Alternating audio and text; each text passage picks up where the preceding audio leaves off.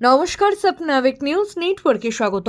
চলতি বছর 6 ফেব্রুয়ারি নিউ টাউনে অপ্রাপ্তবয়স্কাকে ধর্ষণ ও খুনের ঘটনায় গ্রেপ্তার ই রিকশা চালক সৌমিত্র রায়কে আমৃত্যু যাবজ্জীবন কারাদণ্ডের নির্দেশ দিল বারাসত জেলা পক্সো আদালত। একই সঙ্গে 1,50,000 টাকা অনাদায় 15 বছর অতিরিক্ত জেল হেফাজতের নির্দেশ দিয়েছেন বিচারক। উল্লেখ্য, পুলিশ সূত্রে জানা গিয়েছে, মায়ের সঙ্গে বচসার পর বাইরে বেরিয়ে যায় সেই অপ্রাপ্তবয়স্কা। দীর্ঘক্ষণ বাইরে থাকার পর রাত্রি 12টা নাগাদ জগৎপুর 7 নম্বর এলাকা থেকে ওই অপ্রাপ্তবয়স্কা তার গৌরাঙ্গনগরে এক আত্মীয়ের বাড়িতে যাবে বলে উঠেছিল সৌমিত্রের ই রিকশায়।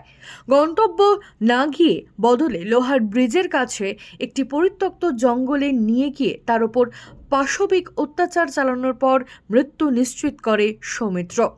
সিসিটিভি ফুটেজ পাশাপাশি আরও অন্যান্য টেকনিক্যাল এভিডেন্সের ওপর ভিত্তি করে 9 তারিখ ভোর রাতে প্রথমে আটক করা হয় সৌমিত্রকে। পরবর্তীতে পুলিশের জিজ্ঞাসাবাদে কথাবার্তা যথেষ্ট অসঙ্গতি মেলায় গ্রেপ্তার করা হয় তাকে। এদিন তার সাজা শোনালো বারাসত জেলা পক্সো আদালত। জয় হিন্দ।